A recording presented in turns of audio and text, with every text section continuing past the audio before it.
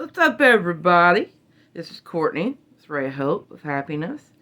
I just wanted to come on here today and talk some facts.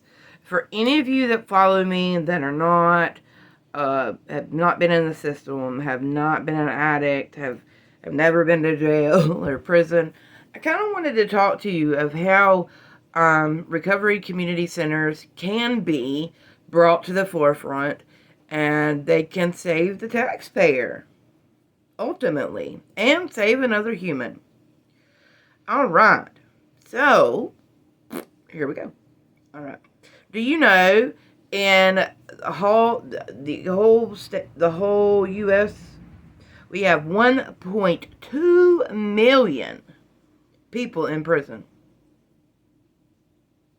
That was posted by the Bureau of Justice Statistics in 2020. So there's 1.2 million people in prison. And a lot of those folks probably don't need to be there.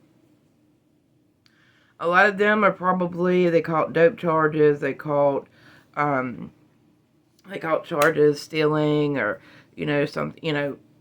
you can go to jail now for driving without a license, without a piece of plastic. So, it really is absurd to me. But anywho, now we're going to talk about different states and what you pay as a taxpayer to house an inmate. Now, a lot of people don't think about this. They think, oh, they go to jail and they just sit there and they're getting reform and they're getting help and they're getting this, and they're not. They're sitting there playing damn checkers most of the day, or locked down in their cells sitting on their hind end, wondering how they're going to feed themselves. Because the food is not worth a darn. It's not even fit for a dog. We feed dogs better. Okay? All right. Well, so, on average, I wrote down some statistics here, and this is what we're going to go over, okay? But, in Mississippi, okay, if you live in the state of Mississippi, you're paying $18,000 per year per inmate. $18,000 per inmate per year. I don't know, but I'd rather that $18,000 for somebody that just got caught, carrying some weed or carrying a possession charge. I'd much rather them get the mental health help they need, or get put in a program to give them a career choice, or be in a program that can benefit them. Prison and jails do not benefit nobody but the people in power.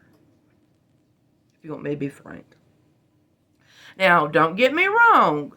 I do believe pedos and murderers and all that need to be in prison and in jail. Okay? Don't get it twisted, and don't twist my words. But we have got so many people sitting in jail and prison on bullshit charges.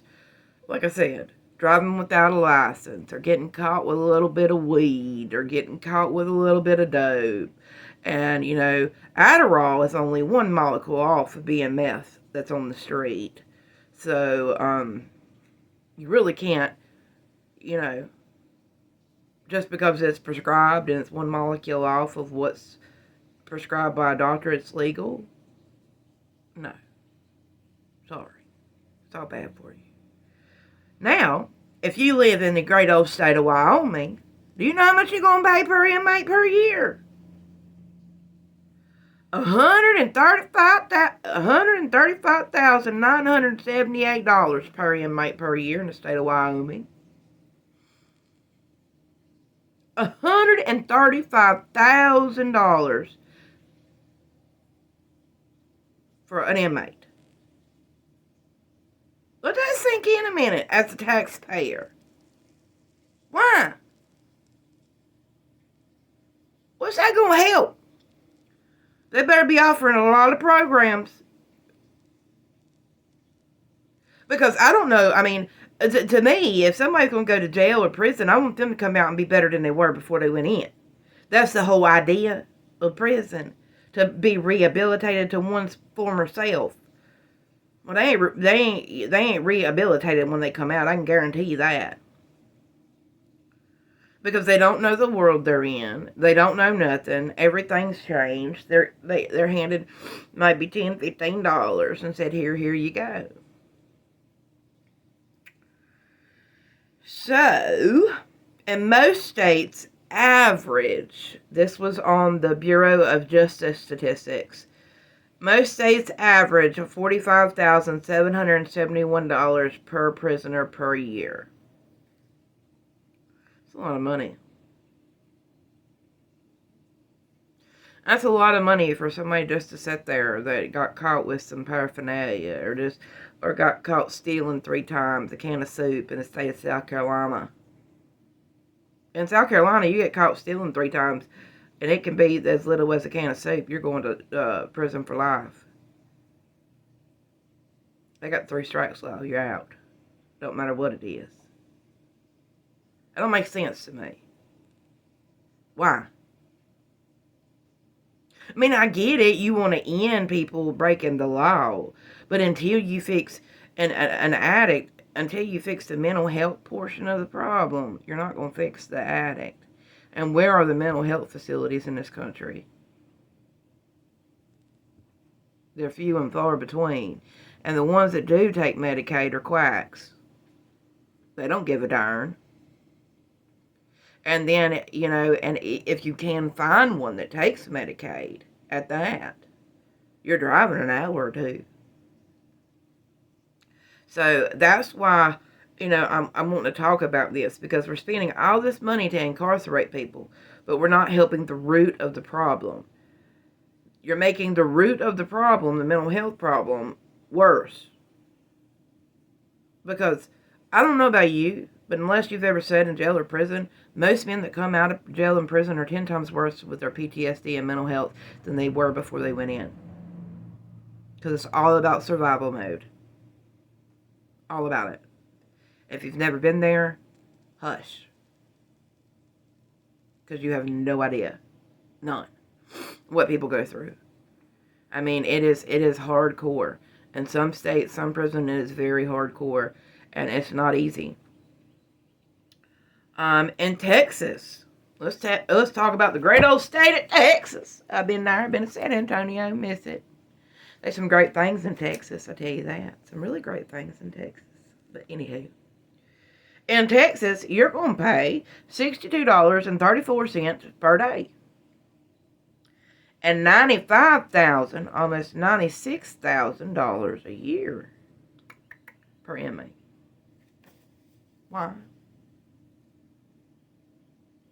If prisons and jails offered what I am offering with a recovery community center, I would be okay with it. But they're not offering any of it. They're not offering education. They're not offering mental health help. They're not offering treatment. They're not offering peer support specialists. They're not offering a different way to change. They're locked down most of the day. They're locked down with people that have killed people. They're locked down with pedos. They're locked down with this and that. They're locked down with COs that don't give a shit. They're locked down with COs that like to see them fight, that pay money to see them fight. There's a lot of dirty COs in prisons as well. And yes, some of you are going to come up, well, they get what they get when they break the law. Well, yes. But come on, let's be sensible about it. Let's be sensible. How much money could we save if we actually fix the root of the fucking problem? If we actually fix their mental health problem and we actually got them in a program that bettered themselves, like a program like plumbing, electrical, landscaping, teach them a trade, welding, then guess what? They never reoffend again. Most of them won't. Think about that a minute. If they can make money and see what it is to have a better life, most of the time an addict will quit.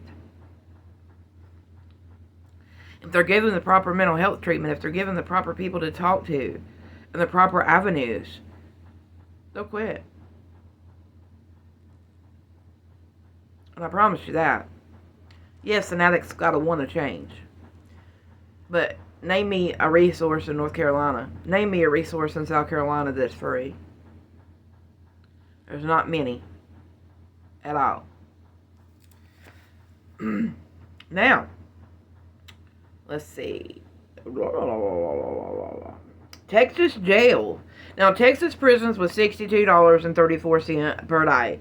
Now, Texas jails are $52.46 a day, and then per year is $17,245. I don't know how much that can differ for prison, but $17,245 per year if you're in jail in the state of Texas, is what the Bureau of Statistics is saying. And then if you're in a private jail, it's $33 a day and 83 cents and $11,000 a year. So can you imagine what they're eating? Seriously. Like, we feed dogs in shelters better. Sure do. That's why, and two, that's why you have a lot of fights in prison and a lot of retaliation, because the food that they feed these inmates is horseshit. It's gross. Nutriloaf, have you ever ate it? You ever ate Nutriloaf? If you haven't, you don't want to. You don't want to. And it should be inhumane, in my opinion. You put dogs in a cage, they gonna fight. Eventually. You put limited food in with a pack of dogs, they gonna fight eventually. The government knows what they're doing when they stick these men in all these pods and give them limited food and limited things that is the state given. They get one roll of toilet paper a week or a month. Half of y'all folks I know on here that wipe their ass with, y'all wouldn't know what to do. Y'all be wiping y'all's hands, wiping your butt with your hand, like they do in India. Y'all be like, oh my God, I can't wipe my ass. And do you know that if they have more than a couple rolls of toilet paper, that's a violation? Because they got too much. Like, come on, really? Now.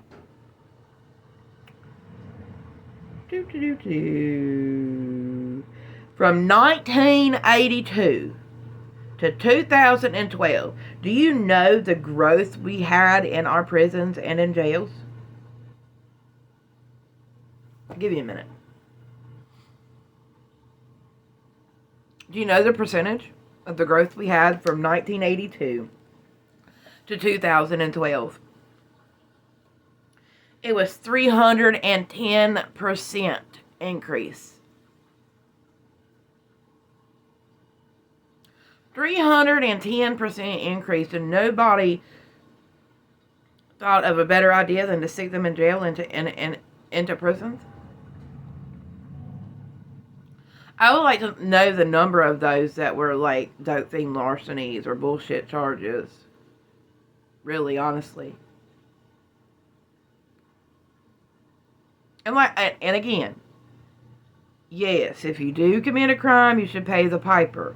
But I do think that alternative ways of discipline need to exist. We're all human.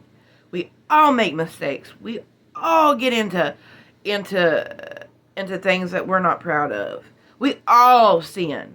I don't care what you say, we all sin.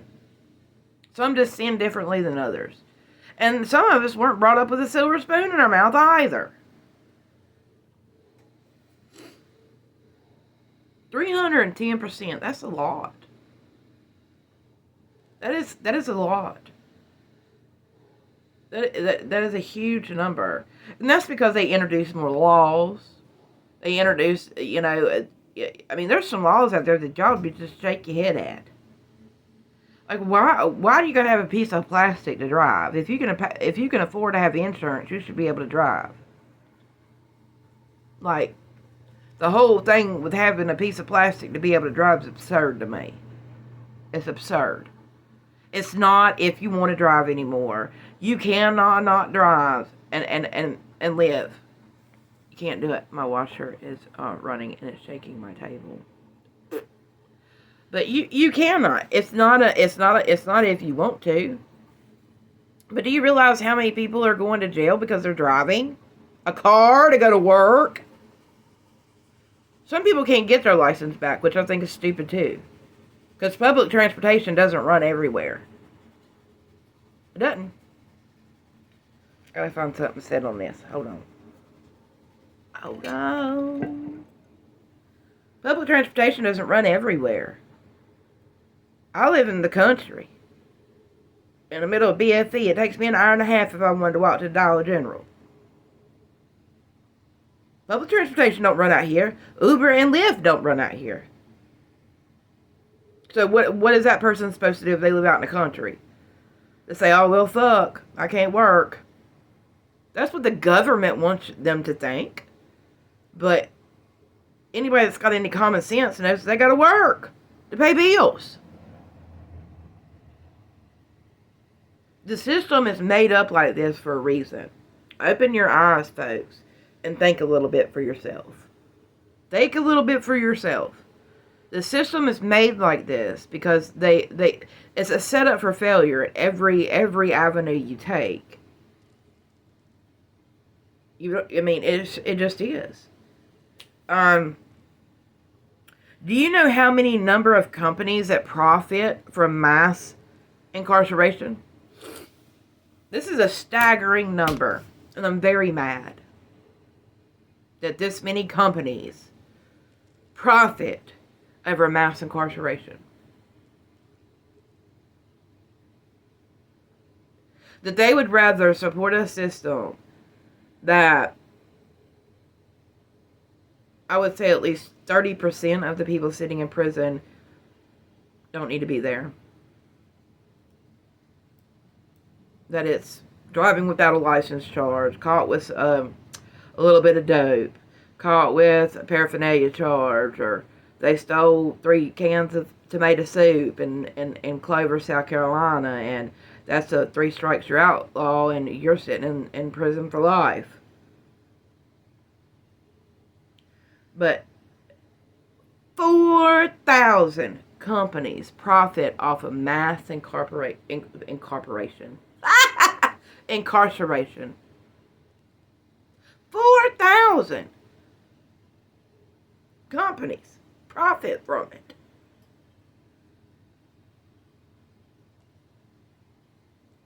They're profiting off of you going to jail and to prison. And that slop that they feeding them inmates, they charging the taxpayer out the wazoo for it. Well, if we did build a recovery community center, we can have greenhouses and we can grow our own foods. We can teach people how to live off the land, how to be a sustainable human. Fix the problem. Fix their mental health. Give them the support they need to be a better human, because prison and jails are not the answer. They're not. I'm sorry. Gangs are rampant in prisons and jails. Rampant. And if you don't join one, it is so hard to be a neutron. It's very hard to be a neutron. Because that means you've got to watch your back. You got to sleep with one eye open most of the time. And this really just made my heart hurt, because I have dealt with it, with friends, family, being incarcerated. This number really shook me to the core that I'm about to read you. And I want it to shake you to the core, because this is unfair and unjust in my opinion. And for a company to be able to make this much amount of money off of just what they do, to me, should be unconstitutional, if you want my opinion. Annual cost of families of prison phone calls and commissary purchases. So the annual cost of commissary and people calling their loved ones from jail. Comment below how much you think that we pay. How much do you think we pay? It's a really high number. It's a really, really high number. And I'm sorry, oodles and noodles shouldn't be $1.25 for somebody to get in prison or in jail. Shouldn't be that high. That's people robbing Peter to pay Paul. That's people robbing people just because they can. And just because you can do something, is it right? Is it right that they can charge that amount and they do it just because they can? No. It is not. It is not right. But the annual cost of prison phone calls and commissary purchases is $2.9 million. $2.9 million to make a phone call and buy some commissary. I don't know what year this is coming from, but I got it off of the Bureau of Justice Statistics. $2.9 million to make some phone calls and buy some commissary. That could have been used to go toward life when they got outside, or, something much better than this. $2.9 million. Almost $3 million. And here's another number to boot. Okay, inmates that do work, that work the kitchen, that, may work on maintenance or whatever. They do have some of the jails and prisons that do have some jobs. But do you know what they make? What's the average pay is to pay the inmate to be able to buy commissary or buy telephone time to help their loved ones afford the cost of them being in jail and prison? You know what it is? They make an average of 86 cents an hour. 86 cents an hour.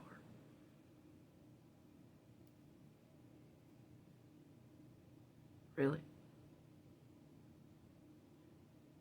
Do you know how long it would take somebody working inside the jail if they didn't have decent shoes? How many days it would take them to just buy a pair of shoes?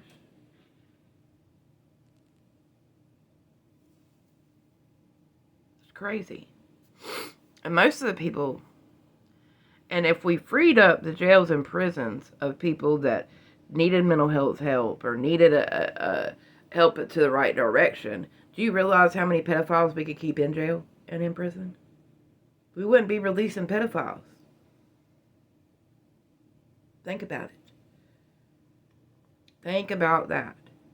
Pedos get less time than drug dealers. You do. Sad, isn't it?